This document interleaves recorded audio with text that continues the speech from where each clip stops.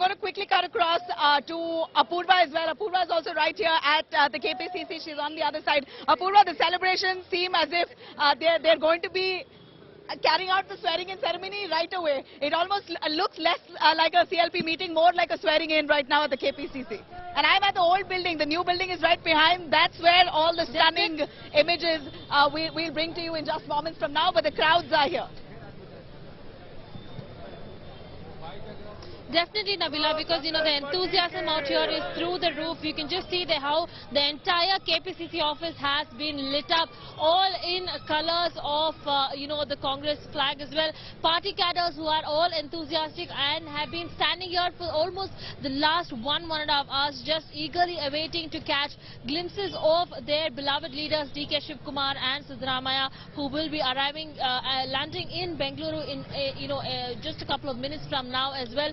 All emotions are high right now, because we're seeing not only will they be arriving here at the KPCC office, but also the important meeting there will be taking place here in the new building just right beside us. And in fact, all preparations have also been made. Police have been deployed here, barricades that have been put up to ensure that there is VIP movement that is ongoing there smoothly as well. All of this that is undergoing in different parts and parcels of the Congress office out here, both the old and the new building. We just need to see what is the kind of josh out here. Definitely emotions are high, people elated as well. Definitely crowds cheering, sloganeering on, even as several parts of the Congress party is lit up with flying colors there, all eagerly awaiting that DK Shivakumar and Siddaramaiah arrive here. Right, and I'd like to show our viewers the flexes here as well. Apurva, stay with us. These are the flexes that we see here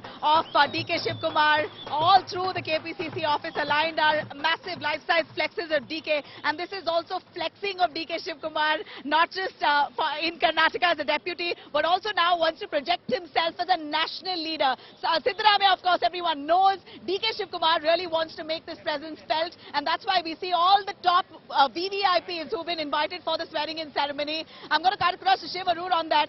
Shiv, what a guest list. If I really look at the names, all the top leaders of the opposition parties who have been invited here, including Nitish Kumar, MK Stalin of the DMK, Mehbooba Mufti, D. Raja, Sitaram Yechuri, Mamta Banerjee, TMC, who is usually warring with the Congress.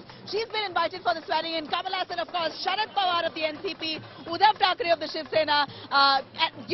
This only leaves us believing that the Congress has their eyes on 2024 like never before. The Congress's victory here in Karnataka has made them, realize what potential they could have in the run-up to the Lok Sabha elections, and they know they can't do it alone. So this time, for the first time, it's the Congress almost reaching out to the opposition, while in compared to what we saw earlier, the other parties reaching to the Congress. This is the first time almost we see the Congress reaching out to the opposition parties. It's totally understandable that the Congress is seeing the Karnataka victory, Nabila, as full steam ahead for 2024. So you're right about that. In 2018, we saw that, very signal moment for opposition unity. Mayawati, Akhilesh Yadav, Tejasvi Yadav, many other leaders, Sitaram Yechuri, all descended in Bengaluru for that coronation ceremony of H.D. Kumaraswamy as the Chief Minister in that coalition government. This time, it's going to be very interesting to see whether Mamta Banerjee actually comes. Just a few days ago, remember, the Trinamool had significantly signaled that it is willing to, work with the Congress party. Both these parties have otherwise been at loggerheads when it comes to electoral politics. So that has opened a bit of a window as far as opposition unity possibilities are concerned. But it will be interesting to see whether Didi actually comes to Bengaluru for the coronation ceremony, of Siddaramaiah and Shivakumar. On the other hand, some notable, persons who are missing from the list currently, who were there in 2018, Mayawati and Akhilesh Yadav, not sure why they haven't been invited, but much more understandable is why KCR, Aam Aadmi Party and a few others haven't been invited, at least so far. We don't know whether invitations are still being extended to some of these leaders, but they've not been invited so far. That's also because there are acrimonious relations between these two parties, and perhaps the Congress doesn't feel comfortable just yet to extend that kind of olive branch, even though this is intended as a big platform platform for opposition unity. Remember, many of these other parties, like the BRS, the Aam Aadmi Party, would be a little, hesitant to acknowledge the Congress as that first among equals as far as the opposition is concerned. So it's going to be interesting to see which VIPs actually do intend to show up. You know, I must say, Shiv, as far as the information that I get on ground and the sense I catch from all the political analysts in Karnataka here, who are observing Karnataka very closely, is that the Congress's choice for Siddaramaiah versus DK Shivakumar as Chief Minister here is keeping the eyes solely on 2024. They want the Ahinda vote bank to be consolidated, and they want Siddaramaiah to lead that fight to 2024 with a clean image, with his experience, and the mass appeal that he has in different corners of Karnataka. So really looking at the way things have panned out in the last 3 days, more than anyone else digging their heels here, I should say that it is the Gandhi family and the Congress High Command who've set their eyes on the ball with full focus. They want a better showing in 2024, and they think Karnataka could really bring them that. Out of the 28 seats, 25 belongs to the BJP. It was such a drubbing for the Congress, and they believe Siddaramaiah could turn that around. And you rightly said, BRS, Shiv, KCR's party is now trying to conjure up a third front, an opposition third front, sans the Congress. In fact, it was KCR itself who says he wanted a Congress-mukt opposition unison.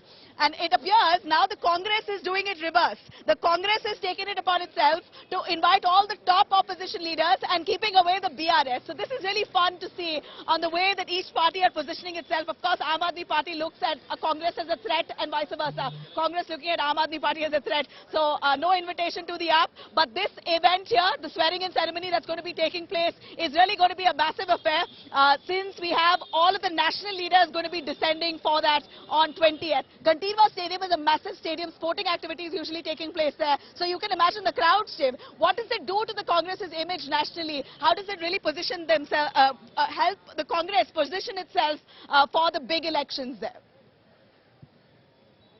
The preparations of the Congress party as far as 2024 are concerned, have gotten off to a pretty decent start if you look at this election season. They won Himachal Pradesh, they've won handsomely in Karnataka. That gives them not just a spring in their step, but the opportunity to fundraise. Very crucially, remember, Karnataka is a very important state as far as revenue generation is concerned, and that's going to be important as far as the Congress party's mission 2024 is concerned. So let's not look at this just as a state election. It is very much part of the overall campaign for 2024. But remember, this is only the first big election of the year. 2023 holds Telangana, Madhya Pradesh, Rajasthan and Chhattisgarh.